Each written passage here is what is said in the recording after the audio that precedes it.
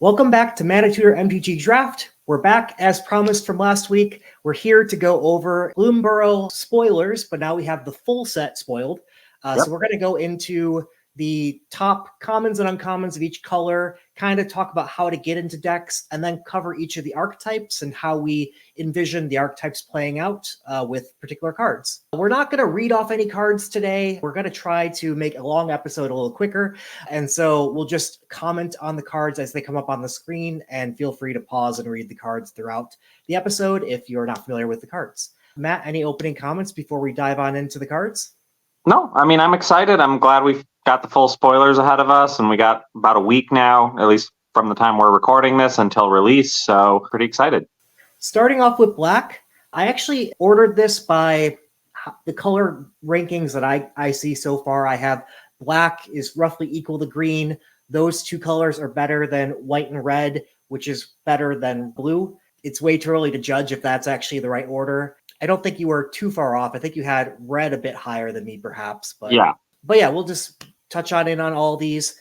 These are the top commons that I see in black that will leave you open and can be played virtually in any deck that black has. So I really like the Orator because it's a 2/2 for 2, which you're always in need of 2 drops, and it can be a 2-for-1 down the line, or there's value even if you mill this thing. The Thornplate Intimidator, same type of story, that it's a 4/3 for 4, which in itself is not that impressive, but that ability tacked on to a reasonable static creature to get a 2-for-1 or life gain, and then you can make it a 7-mana creature as well. That flexibility adds a lot to a lot of decks. And then Nocturnal Hunger is just for a common removal, perhaps the best common removal in the set. Well, I might disagree with you there, but on the best common removal, but I've got some ideas for common removal. I mean, I don't disagree with much of what you said. I think the only thing I would say is I think I was pretty low or much lower on Thornplate Intimidator. I like it, but what really doesn't do it for me is that it's a little understated, so it's a little bit below rate. And then like I can certainly see circumstances where you would want to pay 7 for this and do the offspring on it. But from my perspective, it's so easy to get out of it if you're the opponent. If you have a couple cards in hand, or you have a card and can sacrifice a 1/1 or sacrifice a food, or like I think there's so many things, and then your opponent's just paid 7 mana for a 4/3 and a 1/1 that doesn't necessarily do a whole lot for them. So I don't know. I mean, I don't think it's bad. I just don't know that I would put it super high on there. I like the 2-for-1 card. I think that's okay, but just the costs of it just kind of threw me for a loop. I think it's too expensive. Yeah, I mean, those are fair points. I mean, I just like the fact that it's a 2-for-1 for 4 mana. You still get a 4/3, and it's still, that I like, and I like its flexibility. Moving on to the uncommons, I really like Fell, which I do think is the best removal in the set. And then Wix Patrol, which in a sense, this may even be better. I don't think it's better than Fell, but it's up there. This is a really good 2-for-1 for 6 mana. All right, so here are the 3 where I maybe rated a little differently and had some disagreement, and you'll notice a little bit of a theme in them, that they're all removal. I tend to like my removal. You'll kind of notice this throughout other colors as well. I tend to prioritize removal very highly in my drafts. So first up is Savor. I like it simply because it's instant speed, and you get a sort of a 2-for-1 generally. Obviously, it doesn't hit everything on the board. I like this in any deck. It's obviously best, I think, in Squirrels, but I think it works in all of the archetypes. -2/-2, and a food token is not a bad thing. The food will come in handy, right? Whether you're going to sacrifice it to a sacrifice mechanic, or you're going to sacrifice it for 3 life. There's a number of ways you can use it. I think it goes good in addition to black-green. I think it goes good in black-white, right? Because there's a lot of things that say, depending on if you've gained life this turn, do X or things like that. So the food comes in handy for an on-demand life gain later on. Consumed by Greed. I think this is also excellent removal, right? It's a little bit more situational. But I also like the bonus that you can gift a card and then bring a creature back. I think it's excellent to me because it provides a lot of flexibility. Obviously, you need to wait for the right time to use it, and you can only target your opponent's biggest creature with it. But notably, they sacrifice, so it gets around Shroud, it gets around hexproof, it gets around like any sort of mechanic preventing them from making the creature not targetable, which I also really like about it. And then last, I actually think this is one of the best removals in the in the set. Feed the Cycle. Obviously, it's basically murder, more or less. You can get it for a little bit less if you happen to have a cards in graveyard or a food. But I also like that it targets Planeswalker. I believe there's like 1 or 2 Planeswalkers in the set, so that may come in handy. But overall, I like the instant speed of it and the fact that it kills anything, basically. So yeah, agree with all that. I love all of these cards. I will say the removal I think is especially important in Black this round because of almost all the Black decks are control except for Black-Red for the most part. I mean, so you maybe kind of an exception for Black-Green. You have a bit of a mid-range theme as well going on there, but right. So your cheap removal is good. So Savor really benefits there, and the rest of these are efficient removal. This is why I think Black's the best color. Is all right. of these? I mean, there's so much removal. I mean, if you look at all of our top cards, right? We've got between them, we've got 1, 2, 3, 4, 6 removal out of 8 cards, right? So, I mean, that tells you, I think, what you need to know about Black.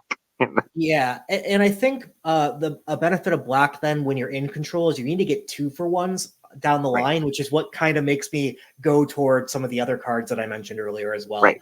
Is on the late game getting your 2-for-1s. But yeah, all these are really good. Up next as a strong color, we got green. I have Baker's Bane Duo as a #1 common in green for getting a 2/2 for 2. Again, I like those. And you get another rectangle on the board with a food token and just upside from there if you can expend 4. After that, I had a little bit of a tough time, actually, even though there's just a lot of good cards. So Rabid Bite, I like that card a lot as decent removal. Not as good as the black stuff we just looked at. But if you're in green, you're going to want this. And Head of the Homestead is just an efficient creature to get, 5/4 worth of stats. Yeah, that's understated, but across 3 creatures, I'll take that any day. It makes up for it for sure. Yeah, I'm not as high on Head of the Homestead. I mean, I think it's obviously very good in green-white, in the green-white archetype. I don't know that I'd play it in most of the other archetypes. I could maybe see a case for it in green-red or, maybe green-white, green-black. But they're not squirrels, so I guess they probably don't benefit as much there. I agree with you. It's efficient in terms of creating a number of creatures, but the fact that they're all so small, I think, is somewhat problematic. Just because I think you're going to run into trouble. That said, I could definitely see a place for. I could actually see this shining in red-white. Yeah, and that was the point I was going to make. Is right. This is a keep you open card as well, right? That's true. So it's kind of. I think this comes up on my white cards as well. Let's put it that way. So these were kind of keep yourself open picks. Yeah.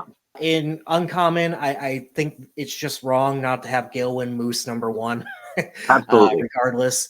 And then there are a lot of good other cards. I do like Bushy Bodyguard as a keep you open card. If you're in the Squirrels archetype, you could do crazy things with it. If you're not, you can still do good things with it. Right. And you can still, to be clear, you can still forage even if you're not in the archetype. You will eventually have, this makes this a good card late game because you will probably have 3 cards in graveyard, right? And it's any 3 cards. It doesn't have to be permanents. It can be anything in graveyard. So, I feel like you're gonna be able to hit that later in the game, and you might be able to hit it twice even. And with the Offspring, and then at that point that could be a game-changing card for 4 mana. So a couple. I think green is I think where we agreed the most in terms of our picks. I just had a couple of additional ones that I wanted to add, one common and one uncommon. So I would put Cash Grab up there as well. I know it's primarily a green-black card, but I think it plays well in other archetypes as well. The extra thing of getting a squirrel is nice for the extra food, obviously. But I think just the idea of at instant speed being able to look through 4 cards and then put a permanent card from among any of those into your hand is really good. And it also gives you an instant forage for later on, right? So because 3 of those are going to graveyard. And so even if you're not playing squirrels necessarily, there's plenty of green cards that say forage. So you have that opportunity later on to play something else as well with the forage cost. Right. So I think it benefits definitely. Obviously, it's much better in squirrels, but I like it no matter what, just because it helps you get through your deck and find your power cards that you're going to want. I also really like Hivespine Wolverine. I like the flexibility that it gives. It's a little understated 5/4 for 5, but it can be a 6/5, right? So it can be a little slightly overstated.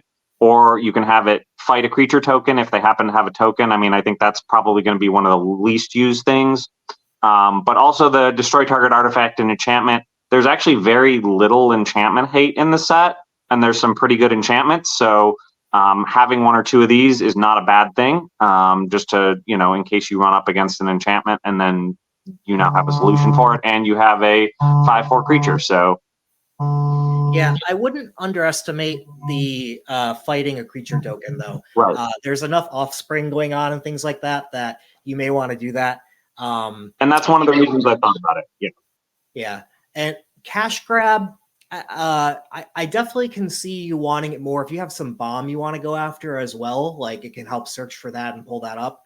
And it, does help you get a cat or a forage later on.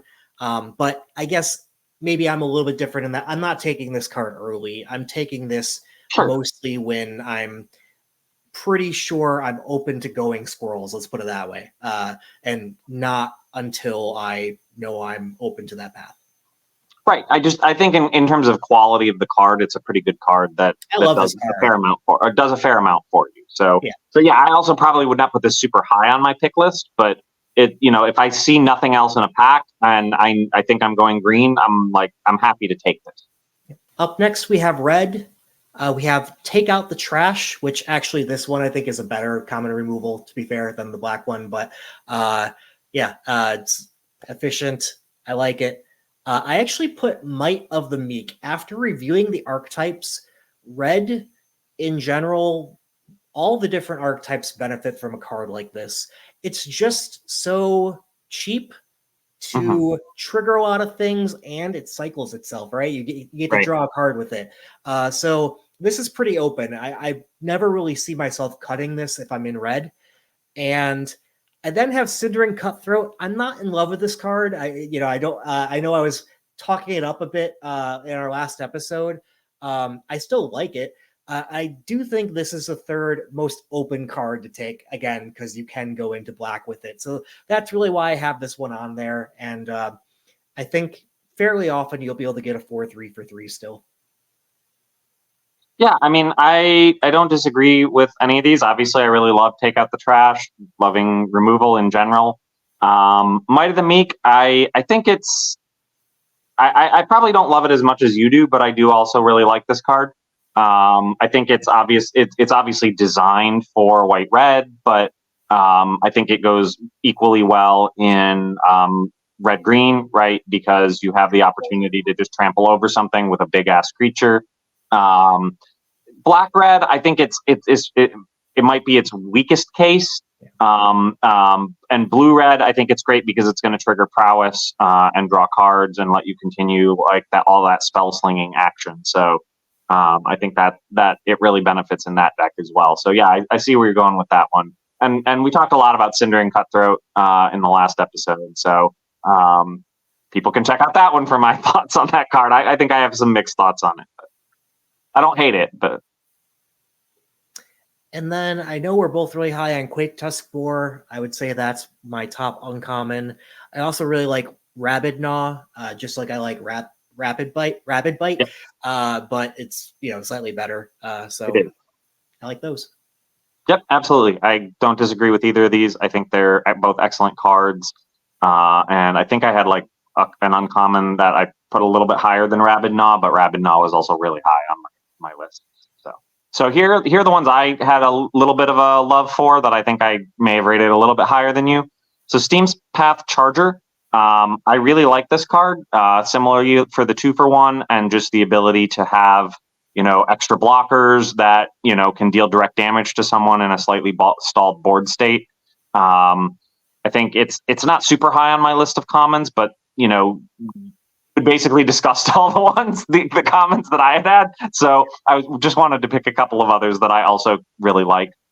Similarly, Whisker Quill Scribe. I like this guy as a 2/2 for 2 in general, but also just this, red and white and green all have lots of target self creatures. So I think this plays in a number of different decks. It can go in red white. It can go in red green. It can go in red blue even to target your own creatures. And the ability here is really nice because the discard draw. I think late in the game you can discard your extra lands, draw extra cards. It just gives you a ton of card advantage. And so I like its Valiant ability. It's actually one of my favorite Valiant abilities among the mice that have the little Valiant ability. And then last, I put Brazen Collector as an uncommon. I really like a 2/1 first strike for 2. And then especially one that's incentivizing you to attack with it, right? Getting a free mana that lasts the rest of your turn without going away as phases end is really great. Because that is just going to help you snowball a little bit. Obviously, this is meant for red-green, but I can see it being excellent in red-blue. I can see it being excellent in red-white, where you're trying to keep up the pressure on your opponent in an aggro state. So I think this one works really well just across the board. Yeah, I like these in basically the reverse order. I know you didn't try to order No, these. I put commons first, then uncommon. Yeah. So that's really the only. Yeah, so Brazen Collector I love. Whisker Quill Scribe, sometimes you need a 2-drop, and this one works. Yeah, I Valiant doesn't impress me in general, and I think we'll see that as we get to the archetype review. But it's a nice tack on for your 2/2. Lords of Limited says it's going to smash. I hear that, but I don't believe it. Okay, and don't judge that week 1 or week 2. I think it can smash. Right. Don't get me wrong. I don't think long term the smash will win in the set. Is my point.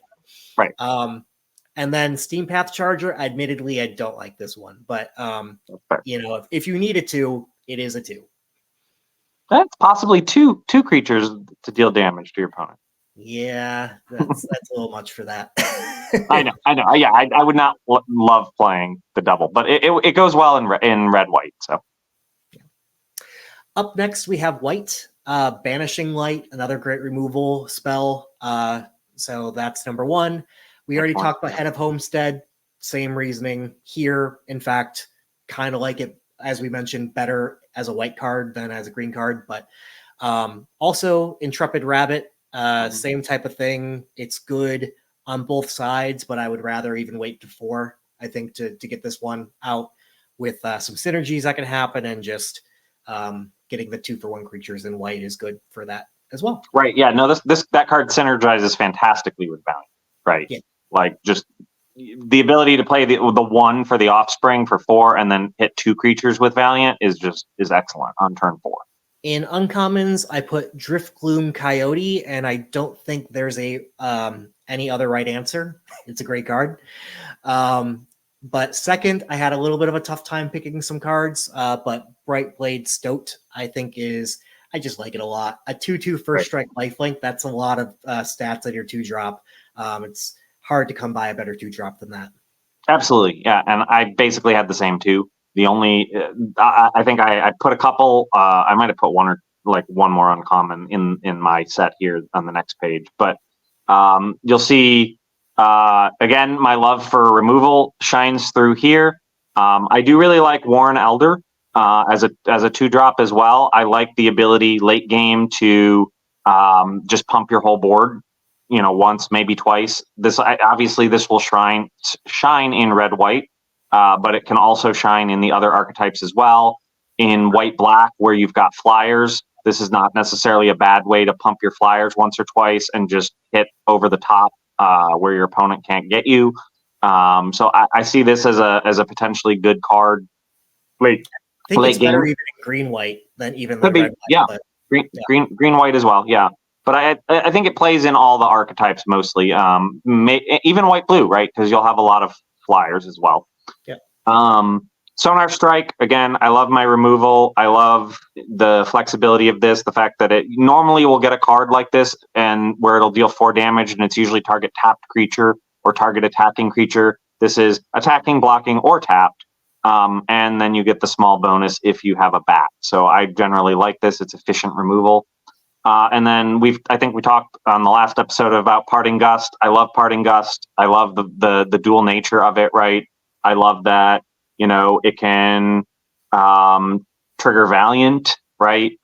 It can trigger there's so many different uses for this card. So I do like that it's got that flexibility to remove an opponent's creature. It's got you can flash a creature to avoid removal and potentially trigger Valiant on one of your own. It's just a very efficient card. So yeah, Parting Gust, we already mentioned, I'm not a huge fan of. I know you like it, but I admit that this is a better version of this card than we typically see, and I am interested to seeing how that one plays out in the set. So I'm kind of saying I don't like it, but I'm open to being wrong on that. I can see some potential there. Sonar Strike, I like in half the decks. I like it in bats. I like it in any control deck. I like it in. But I'm not so sure. Blue-white, even, I'm not necessarily sure how controlling that one's going to play out. And so I don't really like it in blue-white, and I don't like it in red-white. Warren Elder, I kind of see this as a card I fit in green, white, and white, red, and no other deck. So again, most of these are half the decks it works. And honestly, that's kind of my problem with white is I don't think you're going to want to be going into white and then finding your next lane. I think you're going to want to go into a different color and then fall into white and then pick up the cards that fit into whatever archetype you're falling into. Right. Let me tell you one other case. Let me make one more case for Sonar Strike, and I would make a case for it in white red actually, because what I think is so useful about it is the attacking and blocking element. You can block with a 3/3, or they block with your 3/3 with something much larger, and now all of a sudden you're killing their creature. And yes, they're getting a 2-for-1 because you're doing that, but because white red's creatures are so small, I think it is useful in that case to really help you against something much larger. That hasn't played out in previous sets. We see cards like this. The problem is with aggro decks is that you really don't want them to be able to block. Oh, absolutely. Their thing, right? Yeah. You really want to clear the way, and this doesn't get there. But I don't think this will be a bad card in the set. Again, there's a lot of control, and so I think in the control decks, this one will really play out. We'll see. When we get the stats, but that's my take on it. Right. Up next, we have blue. I put Pawn Prophet as just an efficient card to be played, again, kind of openly. Admittedly, I think I'm a little bit down on playing this just in green decks, and I'm much more open to playing this in blue. There's a lot more ways to bounce and do things with this. But I also like Bellowing Crier. I'm probably a bit of a fanboy of these 2-drops that fix your hand. Yeah. And this one's a looting version of that. I like these hand rounding effects. It helps smooth out your plays. And then Dire Downdraft is a card that I think often gets overlooked by a lot of players, this type of a card, but this is a removal spell because it puts a card, back on top of the library. They're just drawing that again, or just gets rid of it to the bottom. So that for 4 is oftentimes good in aggro decks to help clear the way for your, say, blue, red aggro tempo type decks. But it does have that benefit of it can cost one less if there's an attacking or tap creature, which is, I think, why they did that. It's that you don't get the benefit in aggro to be cheaper. But so I think there's some room for control as well, which is why I think this is an open card, is my point. Right. I mean, I'm not usually as much of a fan of the 3 or 4 cost opponent puts it on top or bottom. I mean, I don't hate it, but to me, it's not premium removal. There's actually a card I like better that we'll get to in blue that costs 3. But I mean, it definitely has its uses, right? And I agree with you; it can go in a number of the different archetypes here. I actually probably wouldn't. Well, given that the red blue is more of a tempo, I would probably play it in red blue in this. But it's not really an aggro color, or aggro archetype. So, admittedly, the blue commons are a bit of a stretch because I think blue is the worst color. But yeah. But some cards I don't think are bad is Plume-Creed Escort, a 2/1 flying flash. That can save your creature. I think that's really powerful. And Absolutely. Then Splash Portal as well, I think is going to be a bit of a sleeper for people. The fact that this can bounce things that a lot of times want to be bounced, like flicker them, I should say, and then we'll draw a card for you as well on pretty much anything that you want to flicker. I think this will be a card that can be used in just about any blue deck. Right, absolutely, yeah. It's really high on my priority list too for blue. I think if I see this, I'm probably going to take it because no matter what type of blue I end up in, this is probably a great card. Just for that effect, because almost all of them have some sort of ETB. So in my blues, I have like a few differences, as you might expect. So I like Dazzling Denial. I also like counter spells as much as I like removal. But that just tends to me, I tend to play control decks. I tend to like control decks. And all of the blue colors here are control decks. So I tend to prioritize this. I don't know that if it's a bird, if you control a bird, they have to pay 4. I don't know that matters a lot here, but this tends to work out in my experience, being able to counter unless they pay 2, because people are not as usually expecting it, and so they are not necessarily saving 2 mana. And the instances in which you're going to want to use this the most are when they're putting out a bomb and you have 2 mana left to counter it. So the one that I was talking about that costs 3 that I really like is Charmed Sleep. There's not a ton of enchantment removal in the set. I think I mentioned this earlier, and almost all but one of it is in green. And so the idea that this card is going to get destroyed it's less likely, I think, than it has been in previous sets. Being able to tap it and tap a creature and then have it not untap is going to be really useful. Obviously, it doesn't prevent them from maybe flashing it depending on what color they're playing. So I think this is less useful overall as a removal, but I still like it. And then lastly, Gossip's Talent. I think this might be the first of the talent cards we've discussed, but there's a couple of them in each color. They're enchantments. You can level them up at sorcery speed to add to their ability. I really like the idea whenever a creature you control enters to surveil 1.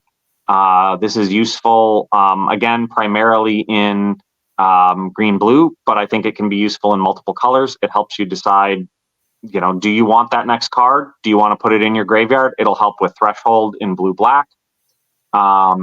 Leveling it up just gives you the opportunity to hit somebody for 3 or less and they can't do anything about it, which I think can help with a lot of stalled board states. I don't know that I care about the level 3 on it, but I think the levels 1 and 2 are pretty good. And so I think this is a pretty good card. Yeah, to me, the only problem I have with this is it reads like 2 mana actually do nothing. There's it's not a creature itself that does anything or gets rid of a creature itself. Admittedly, every time a creature enters the surveil does help shape your deck, gets you closer to threshold and things like that. I just have a hard time thinking, like, most of my blue decks, I'm probably playing more spells than creatures in a lot of cases too. And yeah, it's a card that I'm much lower on, but I'm another one that I want to see how it plays out. Maybe I'm wrong. I just, yeah, skeptical. Charm Sleep is fine. It's just I think you kind of mentioned the flicker thing. Like, there's so much that can flicker that can remove that. And Dazzling Denial. These are good cards in control decks as a turn 2, be able to counter whatever your opponent's thing. And the problem with those kind of cards is that in the late game, as people are running out of stuff to do, they have so much mana available and not enough cards, and then just there's always mana available. So this is a dead card when you draw it late in the game. It does have that upside of the bird thing, though, that can kind of help with that. If you can at least find a way to get bird into play, there's that backup of 4 is a lot more than the 2, and even hard to pay late game. So I don't think that this shines as well on turn 2. I love this turn 4, turn 5 or maybe turn 6 when your opponent is tapping out to put out a bomb, like a 5 or a 6 drop, or their second spell that maybe costs 4 on a turn or something like that.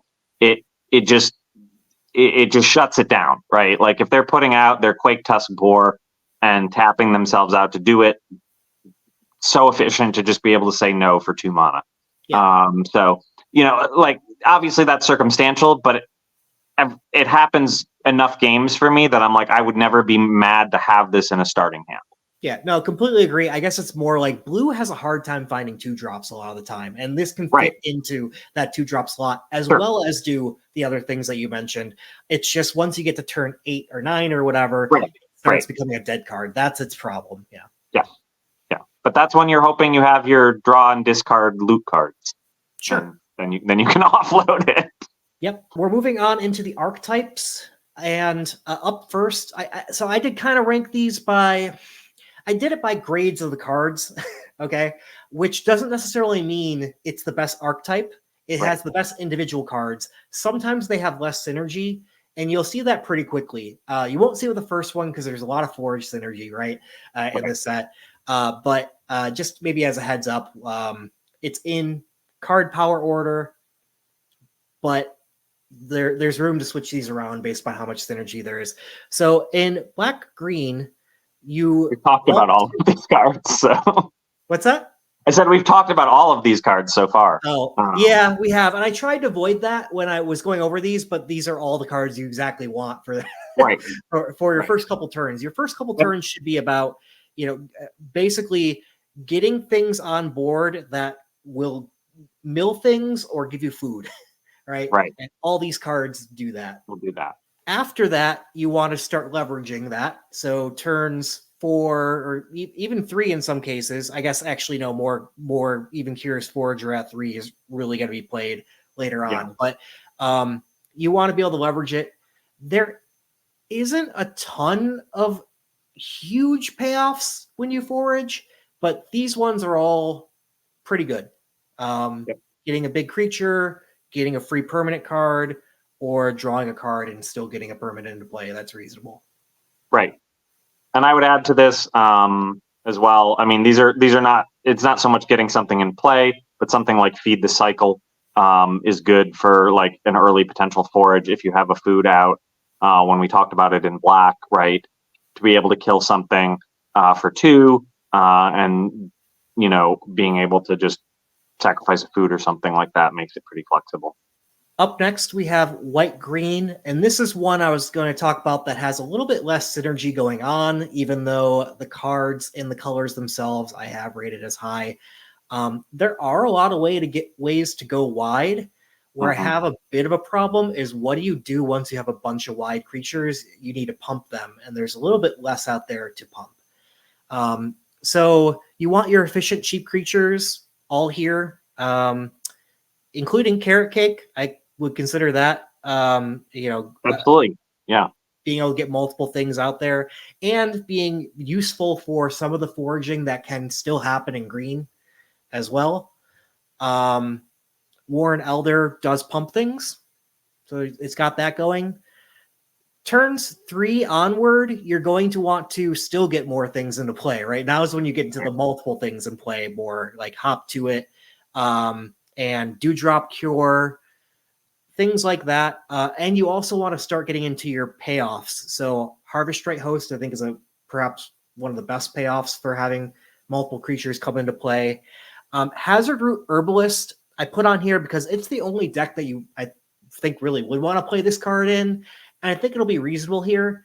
And it does point to, I do think white-green is going to be a little bit more attack in when you can, chip away, and then finish off with the go wide than it's going to be really build up a huge board and just do one big strike. Yeah, Hazard Root Herbalist helps you get on in with the Death Touch on your creatures. And from there, more cards to keep on going wide. We've talked about most of these already. But really, this is your end game to get through once you are wide, is these 2 cards. One is Patchwork Banner. Do you want to, I know you wanted to specifically talk about this card. So do you want to go into why you like Patchwork Banner? Yeah, no, I mean, obviously I like the option to choose an anthem or choose a creature type anthem in a set that's focused around creature types. So for 3, being able to give all creatures of the chosen type +1/+1 and being able to use it to add mana of any color. It also helps fix. It will go in basically any deck. I would actually, if there's nothing great in a pack and I see this, I'll pick this, because I have no doubt that I'll probably be able to fit it in my deck. And the fact that it's going to be able to help you get over the top on things is really good, right? So, yeah, I don't mind this card at all. I think it's a great card, and I like that the bonus on it would be good. I think, for 3, choose a creature type and choose creatures of the chosen type get +1/+1. The fact that it also adds a mana of any color is just like a cherry on the top for me. Yeah, so this is clearly in that framework of the 3 mana rocks, right? That come out each set. Usually they're not very good. They're like a card that you will sometimes play when you need the fixing, and ramp. Sometimes you need both to be interested in it. And this one, I think, is one of those cards that they upped the power on the template. It's a better version of that. I will say I've kind of come down a little bit on this card since we were talking last week and spoilers, because I do think more decks will spread across more creature types than I was originally thinking. But I still think it's a good card that you'll play a lot of the time. I'll be interested to see what archetypes play this card and it performs well in versus don't. I think it'll particularly be good in green-white, and so that's why I have this here. Green-white, red-white, rabbits, mice. I think is going to be your primary things for this. Although, again, I don't think I'd be unhappy to have one of these in any deck, basically, unless I was playing kind of a weird deck where I only had 2 or 3 of a particular creature type, right? I think this shines most when you get up around that 7, 8, or more of a particular creature type, because then you can almost guarantee this comes out and hits at least 2 things. And for that cost, I think that makes it worth it. Yeah, you could. This is similar to your tempting the ring thing, right? You got to get enough. I think I said that when we talked about it. Is going back to the Lord of the Rings set, right? You only want things that give you ring temp if you had like 7 or 8 total in the deck. Otherwise, you weren't going to be able to get that advantage out of it. Same thing here. You want to have 7 or 8 creatures that benefit from this. I think to make it super useful. More obviously is better, but there's so many of those, like we just talked about. What was it? Homestead, head of the homestead, right? That's 3 creatures right there, right? That will benefit from it in one card. So there are plenty of ways to get it, and I think it's a good card. Yep. And then Rabbit Response probably doesn't need much comment. It does the same thing. And when you're in Rabbits, especially, it's that Scry 2 to help you find your other things you need to finish off the game is helpful. Right. And I think this can play in other decks as well, right? Because it's not just rabbits you control, it's creatures you control. So, I would not necessarily say no to this in a white black with bats or in a white blue with birds. if I had, 4 or 5 birds out and they were all getting +2/+1, that's 8 to 10 extra damage in the air. And, that's going to be hard to stop. So I can definitely see it as being useful in that. I can see it being useful in other decks too. I will state, so far, I think I'm only playing this in green-white unless I needed to play it in another deck. So I'm on that. I do see this as much stronger of a green-white card than any other archetype for this card, but I will say it can go into other decks, yes. Right. I also like it in red-white, obviously for the same reasons that you're dealing with small creatures. That's the second best deck I would see. And then past that, I have a much harder time justifying it, but yeah. Yeah. Up next, we have white-black. So this one, I think, really is a control deck that then centers around synergies to win out the long game. So you have your cards like Life Creed Duo. We talked about this before. I kind of feel like this one, this is the only deck that this one goes into, but I do green white. It could as well. I see, but and then Moonrise Cleric, Sonar Strike. So again, we mentioned Sonar Strike being a good control card. Well, I think this is perfect for it, and you also get the gain life advantage. But if on turns 2 and 3 you can get things out that can help you get repeatable life gain, that will benefit you down the line. There's not a ton of that. You basically kind of see most of it here. But you also want destruction of any kind. And you saw a ton of those black cards that were destruction, for example. Yes, absolutely. I think, the destruction is going to, removal is going to really, really help with this because it's not a fast color. And you're going to need to keep your opponent's creature count down until you have enough of your own. And now you see the synergies. So these are all when you gain life, you do something, you get more cards, you get to trigger basically an anthem for a turn type of thing, or you get to make somebody sacrifice, or your opponent sacrifice a non-land permanent or discard a card. All things that are trying to snowball to get you an advantage for the long game. I do think you'll probably also need some card draw, which black does have. We'll see that later on. But yeah, it's your typical destroy things early, gain a little bit of life to survive, and hopefully you snowball with these life gain synergies. Right. I will say I don't love Moonstone Harbinger. I don't love the ability only triggering on your turn. To me, that really limits the utility of it. Right. I think the key case for this would be you have a food out, you gain some life on your opponent's turn when they swing into you and you just wipe their board, and maybe you have to trade all your creatures, but that death touch, it's much less useful on the offense because all your bats are flying. So it's going to be unlikely that they're going to block most of them anyway. Yeah. Part of that, why it's on here, is there's not a whole lot of life gain triggers. I know this, the color pair surrounds around it, but it's basically these. There is a 2-mana one where whenever you gain a life, your opponent loses 1 life. I mean, don't get me wrong, that's a good card because it's a 2/1 flyer for 2, but like that trigger isn't enough to really do the thing that you need to for the longer game, right? So yeah, I really think Star Charter, Star Seer Mentor are what you want. Yeah. No, I think you're right. I'm not a huge fan of Moonstone Harbinger. It's not terrible. I just don't think it does a lot for me because it only triggers on your turn. Yep, I hear you, and I agree. Up next, we have red-black, an aggro deck with advantages when you deal your opponent damage.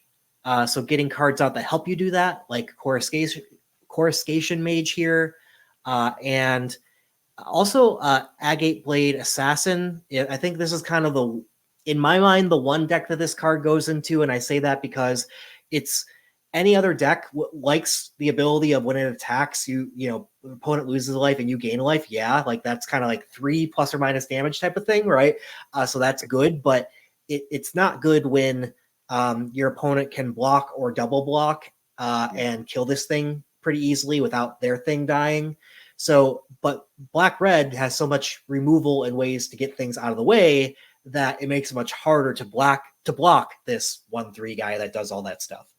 Right. Yeah. No, absolutely. And I have dreams of playing an entire deck that's just removal and coruscation mage.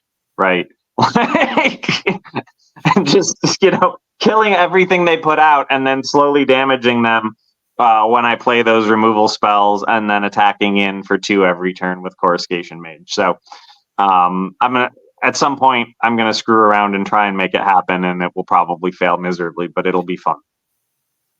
If it's open, I don't think it'll fail miserably. That's fair. Yeah, I just don't think I'm going to get like 12 removal spells and 3 copies of Coruscation Mage in one draft, but who knows? Yeah, that's basically the plan there. There's not much else to say on black-red. And that's kind of seconded by the next one, red-green. I didn't put anything here because the expend synergy is not really much of a synergy. It just is a thing that's a bonus. This is like play the good cards.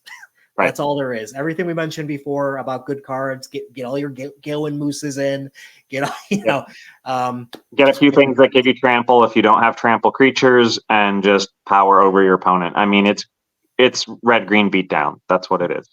Yep. Now, blue-black is an interesting one. I actually think this will be a pretty good deck. And don't get me wrong, I do think blue is the worst colors. And as you'll see, we haven't even covered any blue yet. And I had this in order archetypes. You're basically going to see them all now. We're at the tail end. But while I don't like blue, I kind of like blue-black.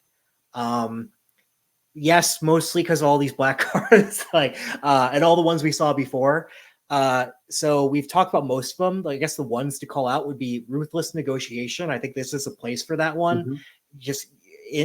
You're gonna want to hurt your opponent's resources as much as possible, and this is, an early 1-for-1 and then a late 3-for-1. Or if you threshold this, it's actually a 2-for-1 that you got with your. We put this in the graveyard. You can just get a 2-for-1 out of it. So I think this is the place for Ruthless Negotiation. Not to say it can't go anywhere else, but it's really pigeonholed here to shine, I think, in blue-black. Mm-hmm. And same type of thing for Bandit's Talent. Make them discard 2 cards unless they discard a non-land card early, and then later on you can get more bonuses on top of that. I do think that this color pair is like 1-for-1 with your opponent on turns 2 and 3, and then turns 4+ is when you start getting 2-for-1s and eventually take over. Right. Yeah, I like Bandit's Talent a lot. I like that it's also cheaper than most of the talents to level up. I mean, the last level still costs 4, but normally it's something like you see some of them, it's like costs 3 to put into play, then it costs 4 to do level 2, and then it costs 6 to do level 3. I'm like, you're just not going to spend that mana. But this one, I could see you doing it much later in the game, or like even in the mid game. To level that up, especially if you're playing against an aggro deck. I think this is an excellent card against the aggro decks because they're going to play out their hands, and then at the beginning of upkeep, if they have 1 or fewer, it basically forces them to keep a card in hand at the end of every turn or take 2 damage. This just goes over some of the 2-for-1 advantages you can get down the line. Hazel's Nocturne. This is that black card draw spell that we were talking about a little earlier. I think this is kind of exactly what you want in these control decks, because you get 2 cards for 1 and you get to gain some life to help you survive as well. Daring Wave Rider might actually be up there for one of the best blue uncommons. Yeah, like this might be better than the Splash Portal I put on up. I don't know, but it's a little less flexible than those other 2 that I had.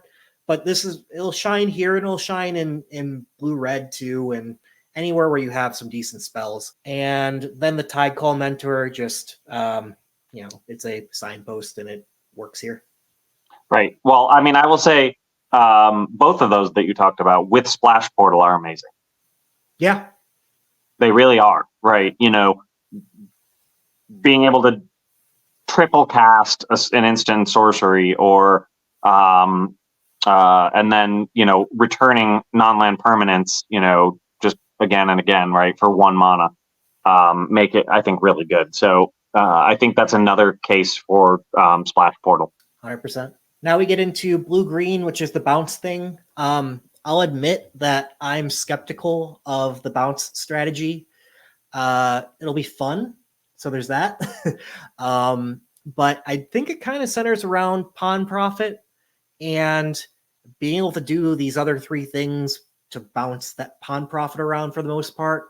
Run away together. I think this is in particular the deck for that, because you can bounce your opponent's thing and your thing, which are both bonuses. Right. Not a whole lot else to say here. Notably, one of the things I don't like about Runaway Together is it's not, choose up to. You have to choose one of yours and one of your opponents, and you can only play it if you both have creatures on the board. So you can't just return your opponent's creature for 2 mana, which would not be great, but could still be useful. So I think this has some limited utility by that. However, it is useful because it just destroys tokens too, which is blue, white. I don't think they really came together with a great archetype for this. It's flyers and non-flyers. I think this, again, just play your best cards on both and then get a little bit of synergy for sometimes playing the best non-flyers and sometimes playing the best flyers. Blue, red. I think we can keep your Coruscation Mage dreams alive. Absolutely. I think that'll be an early pick. Yep. And then wanted to add in the one place where I think this really works out well is Harnesser of Storms in blue, red. Not much else to say. Draft a bunch of cantrips when you can. They're in these colors. I would add all of the prowess creatures. Obviously, there's a number of those. Those I think are some of the signpost creatures of this archetype, and obviously they play really well in it. And there's a number of really good otters with regard to that. The otters all support this, and you want otters to be able to draw 2 for 2 with Pearl Wisdom. I think this is a actively good card in that archetype. And then cards like Playful Shove as well, I think, are useful. Creatures are in general a little smaller in this set than most other sets, and so sometimes getting the 1 damage to finish something off as well kind of gives you a bit of a 2 for 1. And because you draw a card on Playful Shove. Yeah, I just really wish that was an instant. Like, there's no reason it shouldn't be for the mana cost for 1 damage, but it's just like I think to Flick a Coin was such a good card because it was an instant. And this one, just the fact that you can't do that on your opponent's turn, particularly with things like prowess, right? Like it would really help. Yeah, they didn't want to make it too powerful. That's why, because it's at 2 mana. But it's an uncommon. There's so many better uncommons in the set. Like, I don't know. But the power creep is real, and this one did not get that love. Yeah. And you'll want to be playing other cards that go well with your spells. Eddy Merc Crab costs less when you have spells. And again, this is mostly an aggro deck. At least that's how Wizards designed it. And for the most part, I see that as true with all the prowess creatures getting on in. And you want to tap things down. Eddy Merc Crab does exactly that. Yep. Your Splash Lasher does exactly that. And this is the place, I think, for Calamitous Tide to bounce 2 things, clear the board, and give you more cards to just keep going. Sure. And last, but maybe least, red-white. I think we mentioned I'm skeptical of red-white, and Lords Limited does say that they think this is going to be the primary archetype, number 1. Matt, curious on your take. What do you think about red-white? I want to see how it goes. I mean, I get where they're coming from on it. I do think it has the potential to be really powerful. But I think it's one of those, it's like an all or nothing. You need to get both the creatures that are going to benefit from Valiant, and then you need to get enough of these instants that, like Mabel's Metal and Crumb and Get It, to make it worthwhile, or have creatures that have that, when it enters play, target creature gets +1/+1 or something like that. Like, you have to have that full synergy, or the deck, you just end up with a bunch of kind of weak creatures. And I don't know that that's going to work, right? So I think it's like the high risk, high reward play. And I think, when you can get it to work and it fires on all cylinders, it's probably going to be unbeatable or nigh unbeatable. I mean, if we think to standard right now, Boros is one of the best standard decks, right? And so I can understand where you're coming from with it, or where they're coming from with it, because it really is, fast. You can kill somebody like turn 4, turn 5. Like it's so I can understand it, but I think it really relies on that synergy that you don't always get in limited. Yeah, so we actually put for each card, if we felt it belonged to a particular archetype, marked that down, and it did a count of those cards that were dedicated to a given archetype.